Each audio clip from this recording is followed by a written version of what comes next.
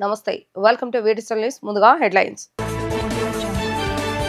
మొంతా తుఫాన్ పై ముఖ్యమంత్రి నారా చంద్రబాబు నాయుడు టెలికాన్ఫరెన్స్. పునరావాస కేంద్రాల్లో లోటుపాట్లు ఉండొద్దని అధికారులకు ఆదేశం.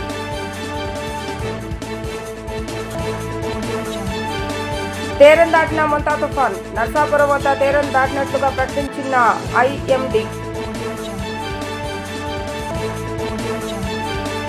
రాష్ట్రంలో 40 లక్షల మంది ప్రజలపై తుఫాన్ ప్రభావం ఉంటుందన్న మంత్రి నారా లోకేష్. తుఫాను ప్రభావిత ప్రాంతాలకు ప్రభుత్వం నుంచి 5-6గురితో ఓ బృందాన్ని పంపాలని ముఖ్యమంత్రి నారా చంద్రబాబు నాయుడు అధికారులను ఆదేశించారు. క్షేత్రస్థాయిలో పంట నష్టం అంచనా వేయడంతో సహా టెక్నాలజీని వినియోగించుకుని నష్టాన్ని అధ్యయనం చేయాలని సూచించారు. ఆర్టీజీఎస్ నుంచి 12 గంటల పాటు నిరంతర సమీక్షలు చేసిన సీఎం చంద్రబాబు నాయుడు శాఖల వారీగా చేపట్టాల్సిన పనులపై అధికారులకు దిశానిర్దేశం చేశారు. వేటకు వెళ్లలేక జీవనోపాధి కోల్పోయిన కుటుంబాలను ఆదుకునేలా సీఎం నిర్ణయం తీసుకున్నారు. ఉపాధి కోల్పోయిన మత్స్యకార కుటుంబాలకు రాష్ట్ర ప్రభుత్వం సహాయం అందించేలా చర్యలతో సహా 50 కేజీల చొప్పున బియ్యం ఇవ్వాలని అధికారులకు ఆదేశించారు. ఆర్టీజీఎస్ కు వచ్చిన సమాచారాన్ని విశ్లేషించి రియల్ టైంలో సమస్యల పరిష్కారానికి ఆదేశాలు జారీ చేశారు. చెట్లు తొలగింపు, సబ్స్టేషన్లో సమస్యలను తక్షణమే పరిష్కరించేలాగా కసరత్తు చేపట్టారు. సీసీ కెమెరాల ద్వారా క్షేత్రస్థాయి పరిస్థితిని పర్యవేక్షించారు. సీఎం చంద్రబాబు నాయుడుతో పాటు మంత్రులు లోకేష్, అనిత, నారాయణ ఆర్టీజీఎస్ కేంద్రంలోనే ఉన్నారు. చిన్న పల్లెటూరైన లంక గ్రామాలైన తుఫాను సహాయక చర్యలు అందేలాగా సీఎం ఆదేశించారు. పునరావాస శిబిరాల్లో పరిస్థితిని అడిగి తెలుసుకున్నారు. మరోవైపు రాష్ట్రంలోని తుఫాను పరిస్థితిపై కేంద్ర మంత్రి అశ్విని వైష్ణవ్ సీఎం చంద్రబాబు నాయుడుకు ఫోన్ చేసి విషయాలను అడిగి తెలుసుకున్నారు. రాష్ట్రాన్ని వణికించిన మొంతా తీవ్ర తుఫాను ఎట్టకేలకు తీరం దాటింది. అర్ధరాత్రి నర్సాపురం వద్ద తీరం దాటినట్లుగా భారత వాతావరణ శాఖ ప్రకటించింది. ఈ మధ్యాహ్నానికి ఇది భూభాగంపైనే బలహీనపడనుందని అధికారులు అంచనా వేస్తున్నారు. దీని ప్రభావంతో ఇవాళ కూడా కోస్తాంధ్ర జిల్లాలో భారీ వర్షాలు కురుస్తాయని, గంటకు 100 కిలోమీటర్ల వేగంతో గాలులు వీస్తాయని వాతావరణ శాఖ అధికారులు హెచ్చరించారు. మొంతా తీవ్ర తుఫాన్ అర్ధరాత్రి 11:30 నుంచి 12:30 మధ్య తీరం దాటింది. మచిలీపట్నం, కాకినాడ ప్రాంతానికి సమీపంలో పశ్చిమ గోదావరి జిల్లా నర్సాపురం వద్ద తీరం దాటి భూభాగంపైకి వచ్చింది. ప్రస్తుతం భూభాగం మీద మొంతా తుఫాన్ గమనం కొనసాగుతుందని భారత వాతావరణ శాఖ ప్రకటించింది. భూభాగం మీదే మొంతా క్రమంగా బలహీనపడుతుందని తెలిపింది. ఇది ఉత్తర వాయుగుణంగా తెలంగాణ మీదుగా ప్రయాణించి ఈ మధ్యాహ్నానికి ఛత్తీస్గఢ్ వద్ద మరింత బలహీనపడుతుందని వాతావరణ శాఖ అధికారులు వెల్లడించారు. విశాఖ, మచిలీపట్నంలోని డాపర్ల వెదర్ రాడార్లు, ఆటోమేటిక్ వెదర్ స్టేషన్ల ద్వారా అధికారులు పరిస్థితిని ఎప్పటికప్పుడు పర్యవేక్షిస్తున్నారు.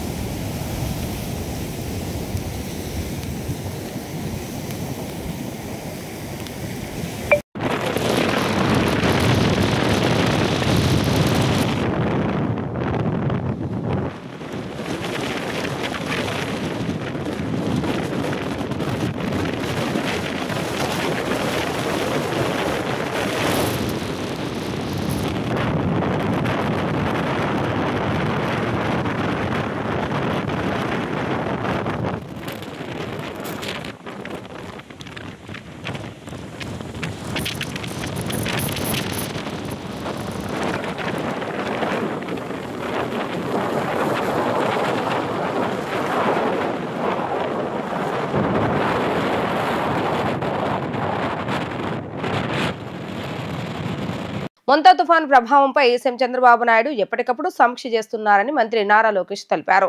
దీనిపై ప్రధాని మోడీ కూడా సీఎంతో మాట్లాడారని వివరించారు. రాష్ట్రానికి ఎలాంటి సహాయం కావాలన్నా చేస్తామని కేంద్రం చెప్పిందని తెలిపారు. తుఫాను ప్రభావంపై సచివాలయంలో మంత్రులు లోకేష్, అనిత మీడియా సమావేశాన్ని నిర్వహించారు. ఈ సందర్భంగా లోకేష్ మాట్లాడుతూ రాష్ట్రంలో 40 లక్షల మంది ప్రజలపై తుఫాను ప్రభావం ఉంటుందని వెల్లడించారు. కాకినాడ, కోనసీమ, బాపట్ల, గుంటూరు జిల్లాలపై ఈ తుఫాను ప్రభావం ఎక్కువగా ఉంటుందని తెలిపారు. 364 పాఠశాలలను తుఫాను కేంద్రాలుగా మార్చామని, ఇప్పటికే విద్యుత్ స్తంభాలు, ట్రాన్స్ఫార్మర్లు సిద్ధం చేశామని మంత్రి వివరించారు. సముద్ర తీరం, లోతట్టు ప్రాంతాలకు వెళ్లొద్దని ప్రజలను కోరుతున్నామని, అవసరమైతే తప్ప ఇళ్ల నుంచి బయటకు రావద్దని ప్రజలకు విజ్ఞప్తి చేస్తున్నామని అన్నారు. ఎర్రకాలువ పరిస్థితిపై గోపాలపురం ఎమ్మెల్యేలతో మాట్లాడామని మంత్రి లోకేష్ తెలిపారు. ఇప్పటి వరకు 1238 గ్రామాల నుంచి ప్రజలను తరలించామని వెల్లడించారు. తుఫానుపై ఎమ్మెల్యేలంతా అప్రమత్తంగా ఉండాలని సూచించారు. సుమారుగా 12 రివ్యూ మీటింగ్లు, టెలికాన్ఫరెన్స్లు, వీడియో కాన్ఫరెన్స్ గౌరవ ముఖ్యమంత్రి గారు నిర్వహించడం జరిగింది. గౌరవ ప్రధానమంత్రి నరేంద్ర మోడీ గారు కూడా నిన్న గౌరవ ముఖ్యమంత్రి గారితో మాట్లాడటం జరిగింది. ఏర్పాట్లన్నీ ఎలా ఉన్నాయనేది ఆయన స్వయంగా తెలుసుకుంటాం జరిగింది.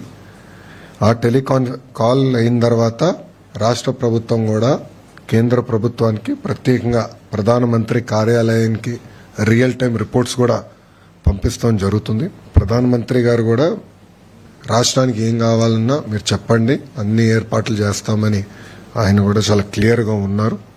ఈ సైక్లోన్ వల్ల సుమారుగా 40 లక్షల మందికి ఇంపాక్ట్ ఉంటుంది. హై రిస్క్ ఏరియా వచ్చేగల కాకినాడ, కోనసీమ, వెస్ట్ గోదావరి, కృష్ణా, బాపట్ల, ప్రకాశం, నెల్లూరు ఈ జిల్లాలన్నీ రెడ్ అలర్ట్లో ఉన్నాయి. ఇక్కడ ఎక్కువ ఇంపాక్ట్ అనేది ఉంటుంది. ప్రజాప్రభుత్వం లక్ష్యం ఒకటే, లాస్ ఆఫ్ లైఫ్ అనేది ఉండకూడదు. దానికి తగిన చర్యలు తీసుకోమని గౌరవ ముఖ్యమంత్రి గారు చాలా స్పష్టంగా చెప్పారు. ఒక పక్కన డిజాస్టర్ మేనేజ్మెంట్ మంత్రిగా అనిత గారు, ఆర్టీజీఎస్ మంత్రిగా నేను, ఇద్దరికి పర్ఫెక్ట్ కోఆర్డినేషన్ సింక్తో గత 24 గంటల నుంచి మేము కూడా రియల్ టైం ఇది మానిటర్ చేస్తాం జరుగుతుంది. ప్రోయాక్టివ్ గా సుమారుగా 1328 గ్రామాల్లో ఎక్కడైతే ముంపు ఉంటుందో, ఎక్కడైతే ఇంపాక్ట్ ఎక్కువ ఉంటుందో అక్కడ ఇవాక్యుయేషన్ కూడా నిర్వహిస్తాం జరిగింది.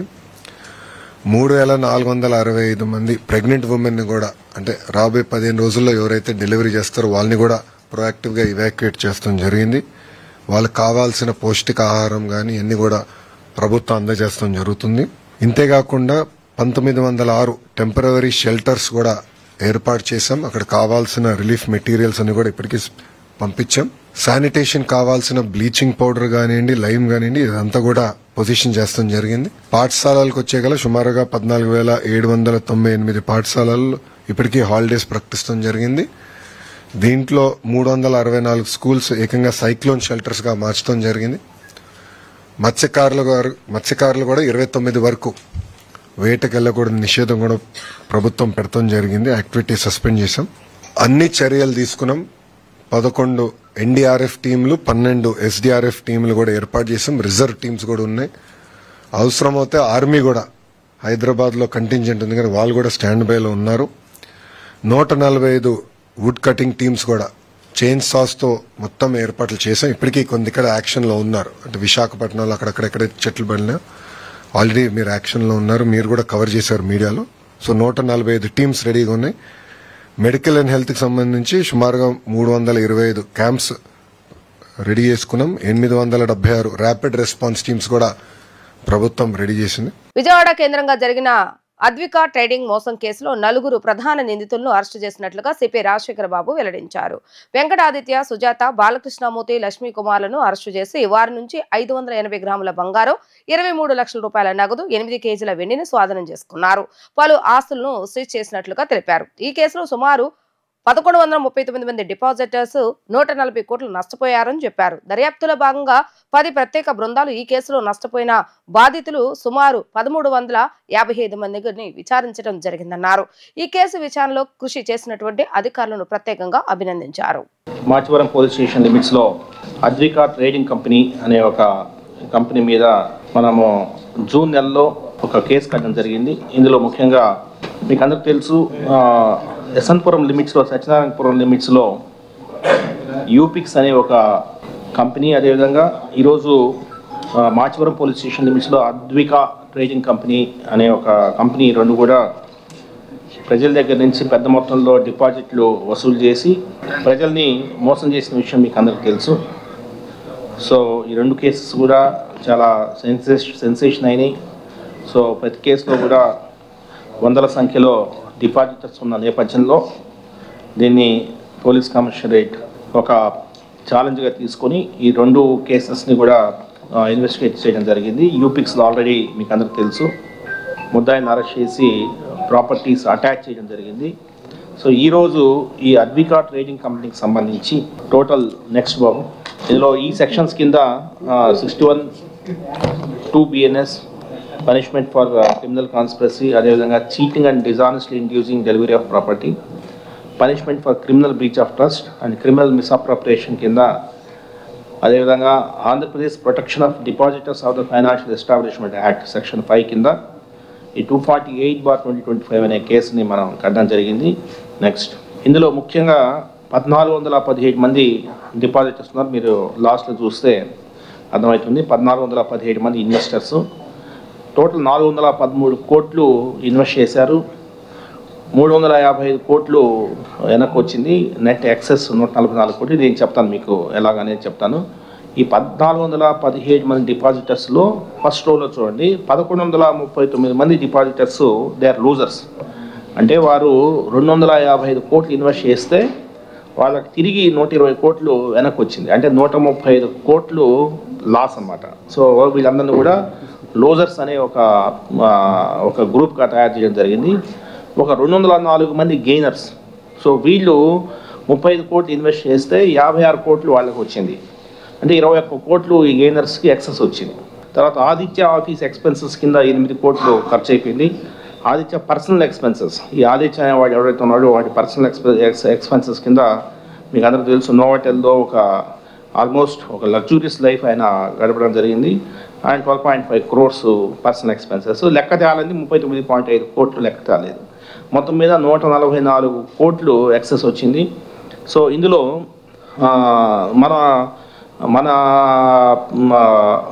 మనకు కావాల్సింది ఏంటంటే లూజర్స్ 135 కోట్ల లూజర్స్ డబ్బులు ఇప్పించడం అనేది మన కార్యక్రమం. అంటే 1139 మంది లూజర్స్కి న్యాయం చేయాలనేది మనము ఈ కేసులో.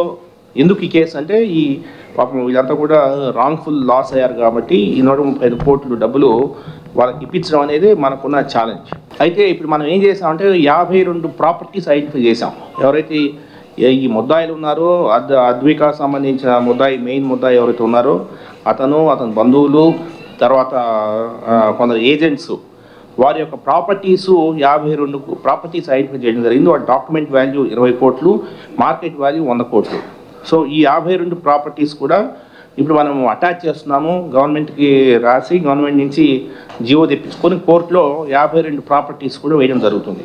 సో 100 crores దీని నుంచి వస్తుంది అనేది మన ఆలోచన. కాకపోతే ఇదంతా కూడా కొద్దిగా డిలేడ్ ప్రాసెస్. ఇది కోర్టులో ట్రయల్ నడిచిన తర్వాత ముద్దాయికి శిక్ష పడిన తర్వాత ఈ ప్రాపర్టీస్ అంతా కూడా మనకు వచ్చే అవకాశం ఉంటుంది. సో 100 crores అనేది మనకు ఇప్పుడు యాజ్ ఆఫ్ నౌ ఈ 100 crores, ఇందాక నేను చెప్పిన 21 crores we are trying our level best to recover 21 crores from gainers. అది కాక ఇప్పుడు మీరు చూశారు 580 గ్రాముల గోల్డు, 8.3 కేజీల సిల్వరు, 23 లక్షల క్యాష్, ఇవి మనము సీజ్ చేయడం జరిగింది. సో ఇవంతా కూడా అరౌండ్ ఒక 1 crore వర్త్ ప్రాపర్టీస్ ఇవి ఉంటుంది. రాష్ట్రంలో చేపట్టిన జిల్లాల పునర్వ్యవస్థీకరణతో ప్రజల ఆకాంక్షలు నెరవేరి పరిపాలనా సౌలభ్యం కలగాలని మంత్రులు, అధికారులకు ముఖ్యమంత్రి నారా చంద్రబాబు నాయుడు సూచించారు. గత ప్రభుత్వ హయాంలో జరిగిన కొత్త జిల్లాల ఏర్పాటుతో తలెత్తిన సమస్యల పరిష్కారం కావాలని, అదే సమయంలో కొత్త ఇబ్బందులు ఉత్పన్నం కాకుండా చూసుకోవాలని ముఖ్యమంత్రి తెలిపారు.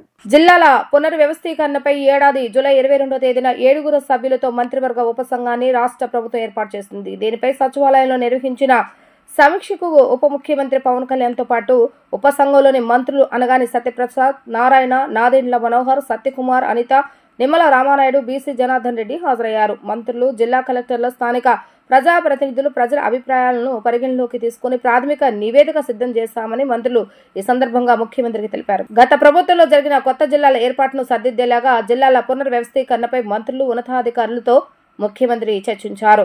జిల్లాల పునర్వ్యవస్థీకరణకు సంబంధించి ఎన్నికల సమయంలో ఇచ్చిన హామీలపైన, కొత్త రెవెన్యూ డివిజన్ల ఏర్పాట్లపైన సీఎం చర్చించారు. కొత్త జిల్లాల ఏర్పాట్లపై గత ప్రభుత్వం అనాలోచిత నిర్ణయం ప్రాంతీయ విభేదాలకు కారణమైందని, ప్రజల ఆకాంక్షలను పట్టించుకోలేదని ముఖ్యమంత్రి అన్నారు. మరోవైపు భవిష్యత్తులో చేపట్టే నియోజకవర్గాల పునర్విభజనను దృష్టిలో పెట్టుకుని జిల్లాల పునర్వ్యవస్థీకరణ జరగాలని నిర్దేశించారు. రెవెన్యూ డివిజన్ల పునర్వ్యవస్థీకరణను ప్రత్యేకంగా చేపట్టాలని అన్నారు. పోలవరం పూర్తయిన తర్వాత ముంపు మండలాల ప్రజలు ఏ రెవెన్యూ వార్డు, ఏ నియోజకవర్గంలో ఉంటారనే దానిపైన అధ్యయనం చేసి దానికి అనుగుణంగా పునర్వ్యవస్థీకరణ జరపాలని అన్నారు.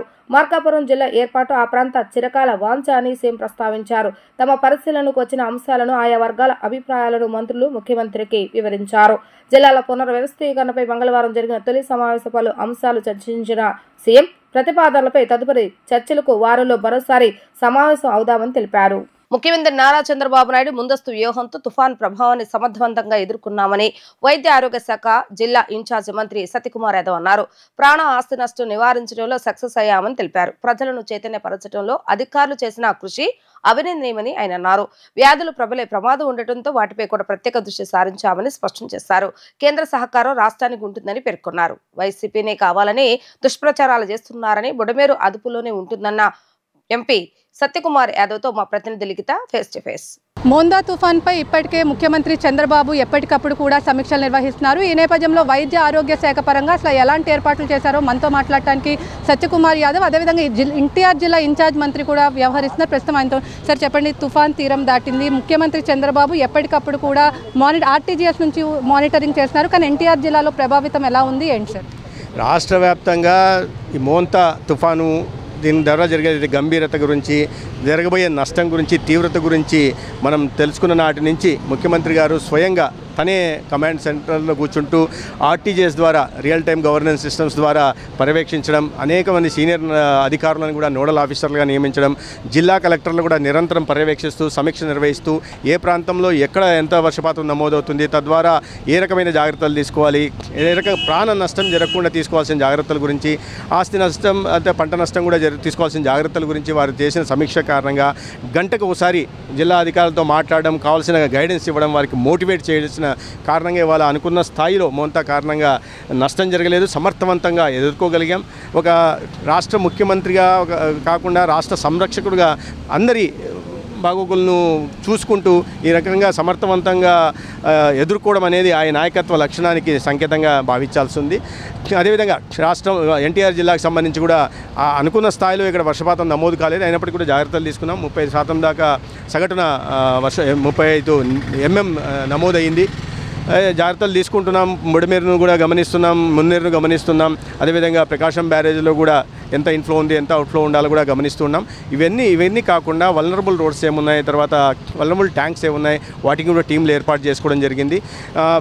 లోతట్టు ప్రాంతాల్లో ఈసింగ్ నగర్లు కానీ లేదా కొండ ప్రాంతాల్లో ఉంటున్న వాళ్ళని కూడా సురక్షిత ప్రాంతాలను చేర్చి రిలీఫ్ సెంటర్ను కూడా పెట్టడం జరిగింది. వాటిలో భోజన వసతి అదేవిధంగా మెడికల్ క్యాంపులు కూడా పెట్టాం.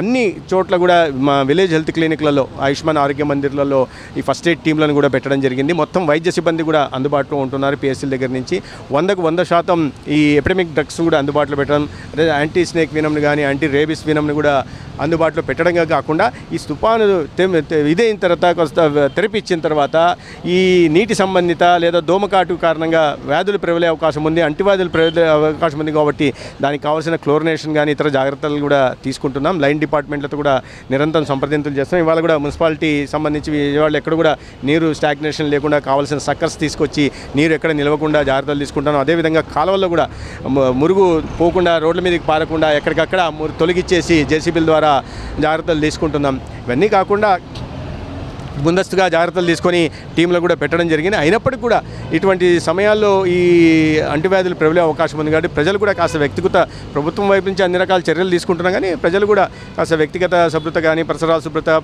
మరీ ముఖ్యంగా కాచి చల్లార్చిన నీరుని తాగడం వల్ల అనారోగ్యం బారిన పడకుండా కాపాడుకోవడానికి అవకాశం ఉంటుంది. సార్, ఇటు రాష్ట్ర ప్రభుత్వమే కాదు, ఇటు కేంద్రం నుంచి కూడా ప్రధాని మోడీ కూడా స్వయంగా మాట్లాడిన పరిస్థితి. అదేవిధంగా కేంద్ర మంత్రి అశ్విని వైష్ణవ్ కూడా ఎప్పటికప్పుడు సమీక్షిస్తున్నారు. కేంద్రం నుంచి ఎలాంటి సహకారం అందబోతుంది ఏంటి సార్? ఇటువంటి వెంటనే ప్రధానమంత్రి గారు స్పందించారు. కేంద్ర మంత్రి మీరు చెప్పినట్టు అదేవిధంగా కేంద్ర కార్యాలయంలో కూడా కమాండ్ కంట్రోల్ సెంటర్ని కూడా నిరంతరం పెట్టడం జరిగింది. కేంద్రం నుంచి ఇవాళ ఎన్యూమరేషన్ చేస్తున్నాం. డ్రోన్ల వల్ల తొందరగా చేయాలి కాబట్టి డ్రోన్ల ద్వారా ఎన్యూమరేషన్ చేసే పరిస్థితి చేస్తున్నాం.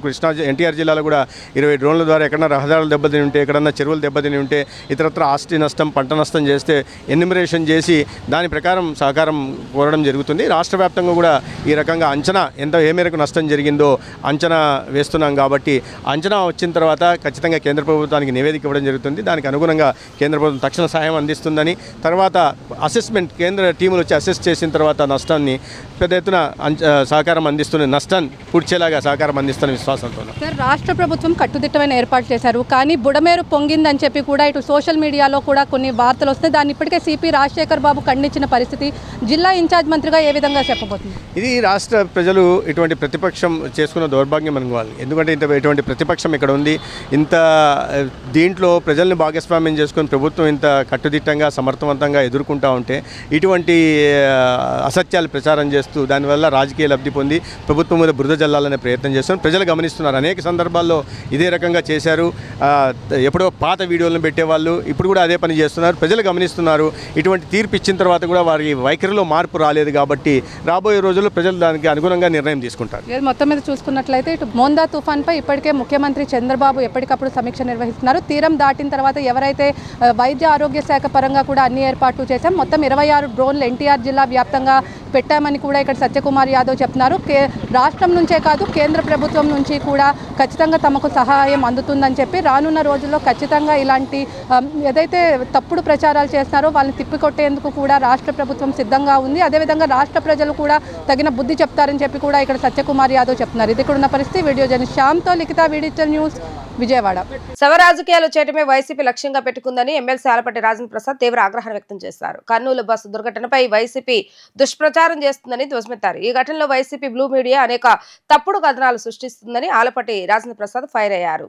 కర్నూలు జిల్లాలో జరిగినటువంటి బస్సు ప్రమాదంలో మరణించిన కుటుంబాలకి పార్టీ పరంగా ప్రభుత్వ పరంగా సంతాపం తెలియజేయటమే కాకుండా వారి కుటుంబ సభ్యులకి ఈ సందర్భంగా ప్రగాఢ సానుభూతిని వ్యక్తం చేస్తూ ఉన్నాం. జరిగిన దుర్ఘటనకి అందరం కూడా బాధపడుతూ ఉన్నాం. చాలా ఘోర ప్రమాదం జరిగిన సందర్భంలో ప్రభుత్వం వెంటనే స్పందించడమే కాకుండా స్వయంగా ముఖ్యమంత్రి గారు దుబాయ్లో ఉంటే అదేవిధంగా ఉప ముఖ్యమంత్రి గారు మంత్రులందరూ రాంప్రసాద్ రెడ్డి గారు కానీ అనిత్ గారు కానీ ప్రమాదం జరిగినటువంటి ప్రదేశానికి వెళ్ళటమే కాకుండా సహాయక చర్యలు చేపట్టడంలో యంత్రాంగంతా కూడా కదిలించి సంఘటన మనందరం కూడా చూస్తూ ఉన్నాం. కానీ ఇక్కడ జగన్మోహన్ రెడ్డి గారి పాత్ర గురించి, ఆయన పార్టీ వ్యవహరిస్తున్న తీరు గురించి, వాళ్ళు మాట్లాడే అంశాల గురించి ఈ సందర్భంలో మాట్లాడవలసిన పరిస్థితి రావడం అనేది చాలా బాధాకరం. ఒక పక్కన జరిగిన ప్రమాదం ఘోరమైన ప్రమాదంగా మనం భావిస్తూ ఆ ప్రమాదంలో గాయపడ్డ వారిని కానీ చనిపోయిన వారిని కానీ ఆ పార్థివ దేహాలని తరలించే విషయంలో ప్రభుత్వం పరంగా తీసుకున్నటువంటి చర్యలు ఏ రకంగా ఉన్నాయి, ఎట్లా ఉన్నాయి అనేది మాట్లాడాల్సింది పోయి, సమర్థించాల్సింది పోయి, రాజకీయాలకు అతీతంగా కులాలకి మతాలకి వర్గాలకు అతీతంగా సానుభూతిని స్పందించాల్సినటువంటి రాజకీయ పార్టీలు శవ రాజకీయాలు చేయటమే మా లక్ష్యం, ఎందుకంటే మేము పుట్టింది పెరిగింది జీవిస్తుంది అందుట్లో అనే భావాన్ని వ్యక్తమయ్యేలాగా ఈ రోజున మీరు వ్యవహరిస్తున్న తీరు సభ్య సమాజం సిగ్గుపడేలాగా ఉంది. జగన్మోహన్ రెడ్డి గారు వైసీపీ పార్టీ నాయకత్వానికి ఈ సందర్భంగా నేను తెలియజేస్తా ఉన్నా. ఏం మాట్లాడుతూ ఉన్నారని మీరు? ప్రమాదం జరిగిన వెంటనే అందరూ కూడా స్పందించలేదని చెప్పి మీరు మాట్లాడుతూ ఉంటారా? లేకపోతే బెల్ట్ షాపులు ఉన్నాయని చెప్పి చెప్పడానికి, బురద వేయటానికి ఇదే సమయం దొరికిందా మీకు? ఇదే సందర్భం అని చెప్పి నేను అడుగుతా ఉన్నా. ఒక పక్కన 1/2 కిలోమీటర్ లోపలికి వెళ్ళి ఎల్లమ్మ లైసెన్స్డ్ షాప్లో ఆయన ముందు కొన్నట్టుగా రుజువులు సాక్ష్యాలు ఉంటే, రోడ్డు పక్కన ఈ రోజున బెల్ట్ షాప్ ఉందని చెప్పి చెప్పడానికి ప్రయత్నించే మీరు ఏం చేయబోతా ఉన్నారు? రాజకీయాలని అడ్డు పెట్టుకొని ఎదుటి వారి మీద బురద వేయటానికి ఇదా సందర్భం అని చెప్పి నేను అడుగుతా ఉన్నా. సిద్ధాంతపరమైన విమర్శలు చేయొచ్చు, లేకపోతే రాజకీయ పోరాటం చేయొచ్చు ప్రభుత్వాల మీద, కానీ మరణించిన సందర్భం ఏ రకమైనటువంటి సందర్భం అనేది కూడా చూసుకోకుండా శవాల మీద పేలాలు ఏరుకోవడానికి ప్రయత్నించే నీ నీచమైనటువంటి దుర్బుద్ధి మీ పేపర్ ద్వారా, మీ మీడియా ద్వారా మీరు చేస్తున్నటువంటి ప్రకటనలు నిజంగా ఇది రాజకీయాలకి అవసరమా అని చెప్పి ఎప్పుడైనా ఆలోచించారో లేదో నాకైతే తెలియదు. కానీ ఎంత దుర్మార్గమైనటువంటి విధానంతో మీరు నడుస్తూ ఉన్నారంటే నేను అడుగుతా ఉన్నాను, ఎప్పుడైనా సరే గతంలో మీరు ప్రభుత్వంలో ఉన్నప్పుడు చాలా సంఘటనలు జరిగినాయి. కల్తీ మద్యం ద్వారా చనిపోయారు. స్వయంగా మీరు లిక్కర్ కేసులో మీరు దాదాపు 3,400 కోట్ల పైగా ఈ రోజున ప్రభుత్వ పరంగా మీరు ఆ రోజున ప్రభుత్వంలో ఉండి ప్రజలకి అన్యాయం చేసినటువంటి, దోచుకున్నటువంటి సంఘటన ఈ రోజున ఎంక్వైరీ జరుగుతూ ఉంది. వీళ్ళన్నింటినీ పక్కదావ పట్టించడానికి ఇదేనా సందర్భం అని చెప్పి నేను అడుగుతా ఉన్నా. దీనిపైన మాట్లాడేదని చెప్పి నేను అడుగుతా ఉన్నా. ఏ రకంగా మీరు ఈ రోజున ఈ సందర్భాన్ని మీరు పునస్కరించి మాట్లాడుతున్నారు నాకైతే తెలియదు, కానీ లేని నిజాన్ని ఉన్నట్టుగా మీరు చెప్పాలనే ప్రయత్నం దేనికి మీరు ప్రయత్నిస్తున్నారో నాకు అర్థం కావట్లా. ఈ రోజున పోలీసులు పనిచేయలేదని ఒక పక్కన చెప్తా ఉన్నారు. అక్కడున్న ప్రజానీకం కానీ, లేకపోతే అక్కడున్న యంత్రాంగం కానీ, లేకపోతే అక్కడున్న ఎవరైతే దీనికి సంబంధించినటువంటి స్పందించాల్సినటువంటి ప్రభుత్వ యంత్రాంగం కానీ, అక్కడున్న కూటమి నాయకత్వం కానీ, లేకపోతే మంత్రులందరూ కూడా స్పందించిన తీరుని మనం గమనించాల్సిన అవసరం ఉంది. దాన్ని కూడా మీరు పక్కదారిని పట్టించడానికి రకరకాలుగా పర్మిట్లు లేదనో, లేకపోతే లైసెన్సులు లేదనో, లేకపోతే ఇంకోటి లేదనో, ఫిట్నెస్ లేదనో, ఇవన్నీ దేనికి మాట్లాడుతున్నారని చెప్పి నేను అడుగుతా ఉన్నా. ఏ ప్రాపకం కోసం మీరు మాట్లాడుతూ ఉన్నారు? ఎవరిని మోసపుచ్చడానికి ప్రయత్నిస్తూ ఉన్నారు? అంటే నిజాలు చెప్పే అలవాటు మీకు లేదనేది ప్రజలు ఆల్రెడీ నమ్మారు. అందుకనే మీకు 164 సీట్లు ఇచ్చినటువంటి ఘనత ఈ రాష్ట్రానికి దక్కిందని చెప్పి మీ ద్వారా ఈ సందర్భాన్ని గుర్తు చేస్తా ఉన్నా. వార్తలు ముగించే ముందు హెడ్లైన్స్ మరొకసారి. మొంతా తుఫాన్ పై ముఖ్యమంత్రి నారా చంద్రబాబు నాయుడు టెలికాన్ఫరెన్స్. పునరావాస కేంద్రాల్లో లోటుపాట్లు ఉండొద్దని అధికారులకు ఆదేశం.